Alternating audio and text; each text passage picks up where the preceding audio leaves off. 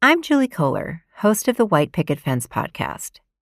If you've read the opinion section of any newspaper lately, you've probably come across think pieces panicking about falling marriage rates.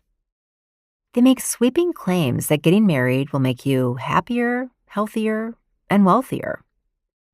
Some even say that getting married is a way to stick it to the elites. I'm not so sure about that. This season on White Picket Fence, we're examining the current marriage panic. We'll go beyond the rosy sheen of love and commitment and expose the darker side to all of this marriage talk and explore what becomes possible when we broaden our imagination around what relationships can look like. Listen and subscribe wherever you get your podcasts.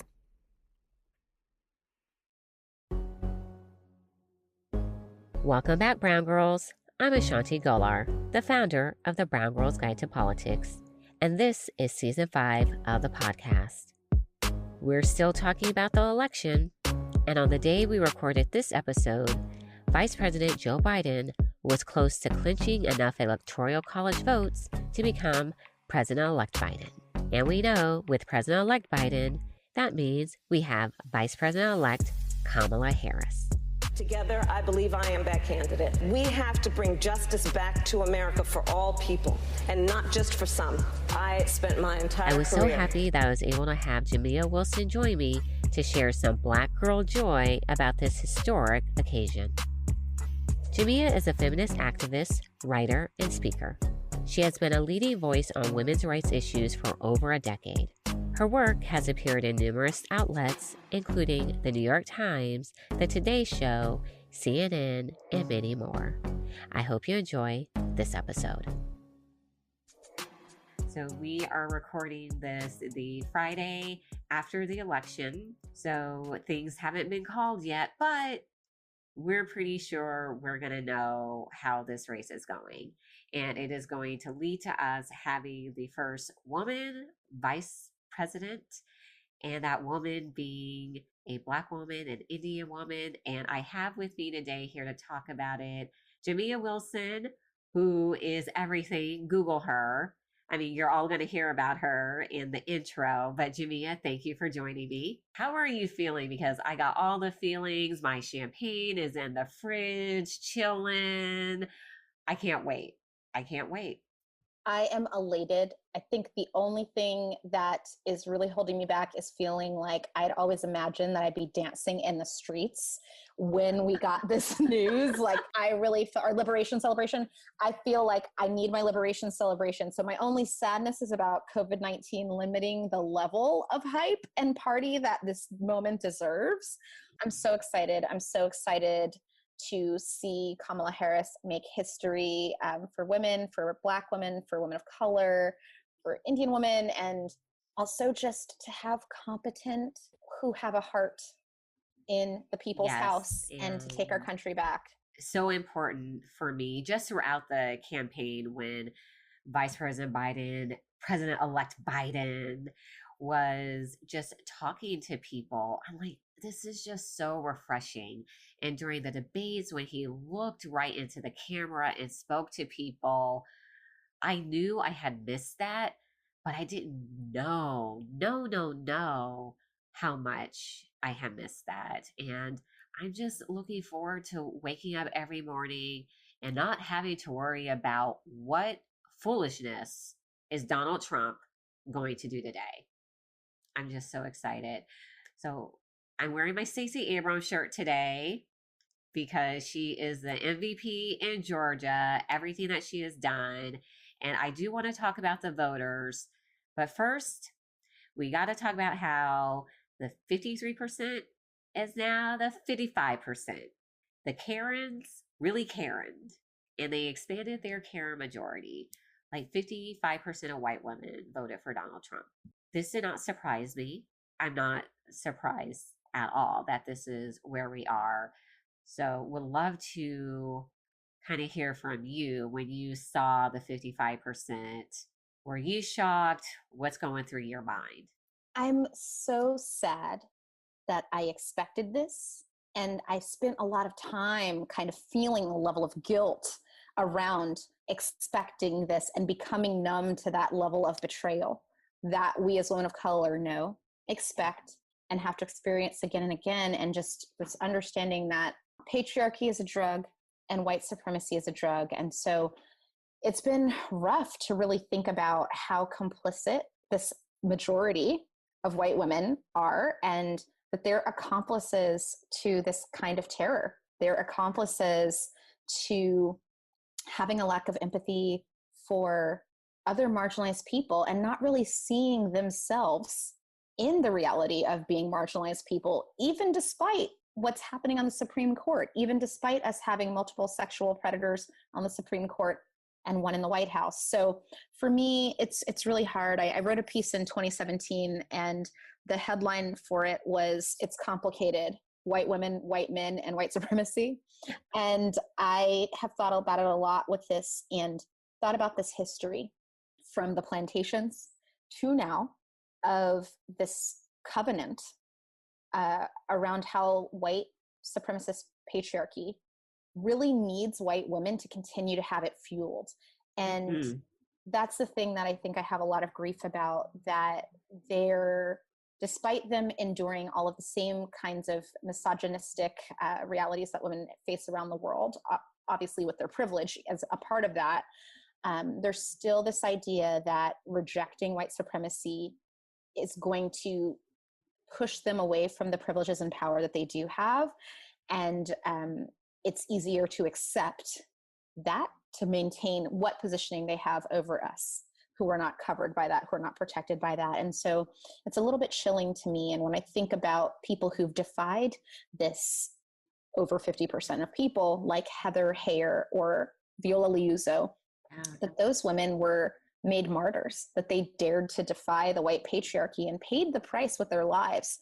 So it's something I think about quite a bit, because I have a sense of understanding about how conditioning led to that. And that by no means means that I'm caping for anyone, but to say that they also really need to recognize that that white supremacy patriarchy depends on them to go forth. And even Richard Spencer and the Charlottesville, the language that they used around the invitation to Charlottesville had language in it calling on white women. They recognize that we need you to continue to serve your role for us to prosper. And for me as a Black woman, I think, if Black men in a different power dynamic of a world were to do that, I would stop that right there, because I'd be subordinate in it. But the fact that white women are saying, I'll take those crumbs, in order to still be over these other people, that's the part that still sits really painfully with me, and that we need white women to change it, that this is not our job to fix, but white women really need to come even harder for theirs. Yes, absolutely. And I don't want y'all, don't at me. We're not saying all white women. We're saying some white women, so don't at me. But the numbers aren't lying. And when you're talking about Charlottesville, one of the things I was telling people is the images that we saw was mainly of men marching. But I reminded people, these men go home to wives, daughters, fiancés, nieces, aunts. There are women in their lives who cook them a nice meal before they went out to spew their hate. And I was doing a speaking engagement post 2016, and someone said to me, A'shanti, do you think that this is going to lead to the Republican Party recruiting more women to run for office? Is this part of their game plan? I said, no. I was like, white male supremacy, the white male patriarchy does not exist on the votes of white men alone. These women are voting to protect their husbands, their sons, their way of life. And we only saw it get bigger over the past few years under Trump. And I was looking at the youth voting numbers, and the group that still overwhelmingly voted for Trump was young white men. And that scared me, because I sat back and I said, they have absolutely radicalized a new generation of white men. So when we think about, because Trump is out of office, Trumpism is going to go away, that isn't true. We're going to see the aftermath of this for quite a while, but at the end of the day, we know this country was founded on racism. and racism exists in this country every day. It's so sad. And I think what's happening right now, I've had, a lot of people in my life say, I'm really depressed about what we are. And a lot of white folks who have economic privilege have been the folks who've been saying this, that, they're feeling depressed about the fact that more than half of the country is condoning this president and the values of this administration. And I've said, for those of us who've lived in bodies like mine, we've known that this is who that part of the population has been for a very long time. And, the response is usually met with kind of wanting to gloss over it or explain it, or to say, oh, they must be miseducated, they don't understand. And my viewpoint is, you've really got to do the work to escape the delusion or trying to soothe yourself, because until you address it, until you acknowledge it, until you say, yes, I might really like hanging out with Uncle Joey, but he's really racist and toxic and misogynist. Until you do that, we can't actually move forward with solutions and progress until you really stare it in the face, address it, and start to get to be in real solidarity. And I think that's really hard for folks. And I think we spent the last 4 years with a lot of people trying to gaslight and then also undermine legitimate complaints about what this kind of Trumpism supports and amplifies. So I'm just excited about this being harder to undermine, harder to sideline, that right now, this is proof, like you said, the numbers don't lie. Yeah. We can now get to work to say, see, we've shown you repeatedly how this is. Mm-hmm. And now that you know what you know, how do we do better? How do we change this? And I think that that's why a lot of people are shook right now, because they really wanted to explain it through economic anxiety and all these other things. And we're saying,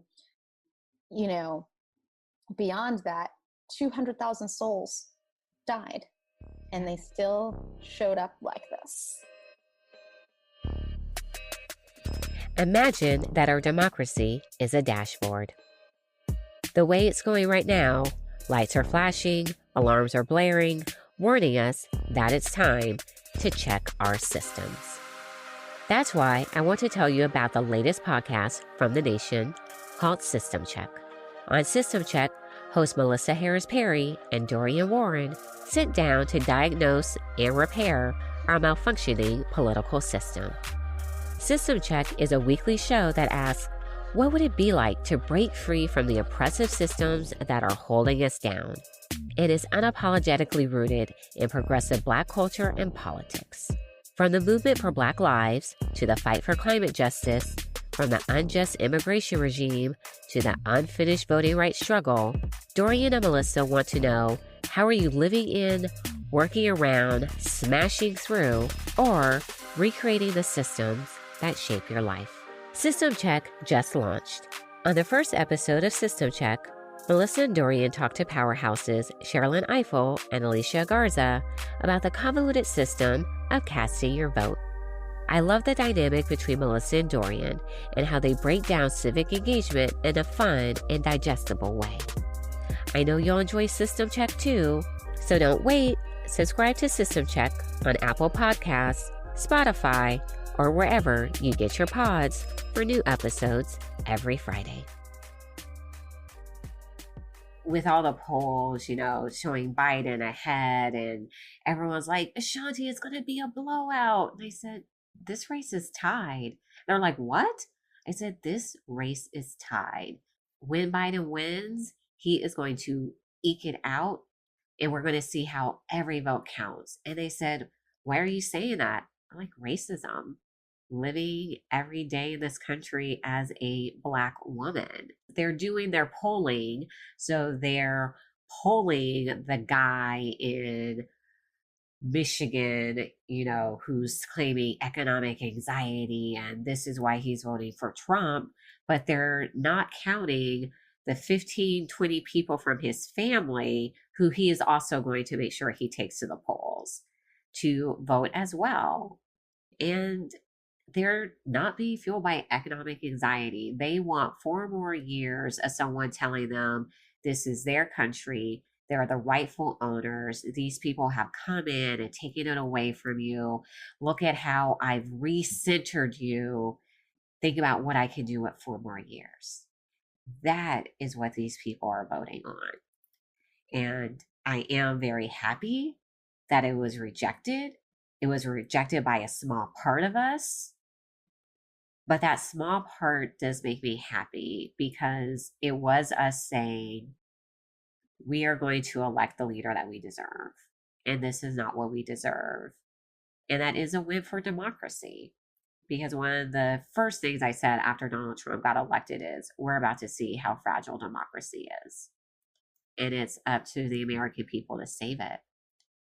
So we know that it was Black and brown people, like young women, unmarried women, that have handed this victory to Biden, but also victories up and down the ticket. What are some of the things that you're hoping to see over the next 4 years? My gosh, I want us to set a firm foundation to ensure, as much as we possibly can, that this does not happen again. Just, do whatever we can right now to put things in place. What I don't want to see happen is a little bit of what happened in the first terms of other Democratic presidents of, people kind of saying, oh, we want to, make sure that we're trying to work as much across the aisle as we possibly can, with Mitch McConnell still being in place where he is right now, already trying to strong arm deals that serve only him and to control things. We really need to go in and day one be making executive orders, doing direct progressive things, and obviously with strategy as much as we can, building with like-minded people who want to build, but also not spending so much time pandering to or coddling people who are completely away from our values, whether or not that has to do with party positioning or not. If somebody is supporting hate, if somebody is supporting an agenda that is autocratic and against the democratic values, then we need to also put forth a hard line, because I do think that if we don't want this just to be a 4-year presidency also, we need to really do that. And I think we need to put a lot of support behind Kamala Harris, who has just made history, but I think is going to also be encountering a challenging terrain of Trumpism, to be the first woman of color to be in that role as a VP. And I've just been thinking about how she had such a strong support system from Black women in this election, and how that's going to need to be carried into the next 4 years. And then also us continuing to keep this engagement that we've had around people expanding their civic engagement, expanding their giving, expanding their grassroots work. And I also hope that some of our sisters who are not Black women would take on some of the very hard work that Black women have been doing to carry the Republic, so that some of our people can rest who have been holding everybody else, right? Like, I want Stacey Abrams to get to take a nap. Like, that is something I really want to have happen. So those are some things I've really been thinking about. I want us to also mend our relationships across the globe and rejoin the Paris Accord immediately. Day one. Oh, I agree with everything that you said. They have their hands full. They have their hands so full, and we need to be there for our vice president. She's going to need it. We saw these attacks on the campaign trail during the primary when she was running, during the general as a VP candidate. This stuff ain't gonna stop, y'all. So we need to make sure that we are lifting her up and protecting her, because there's also going to be so many women who are going to be inspired by her to run for office, knowing that they can be a DA, a senator, attorney general, vice president. So we also got to make sure that we're letting those women know, like, you can do this, and there's going to be women there rooting you on. So I'm excited about the next 4 years. I'm excited to see everything you have to say, Jamia, about the next 4 years. You're one of my favorite writers. You really put into words all the things I want to say.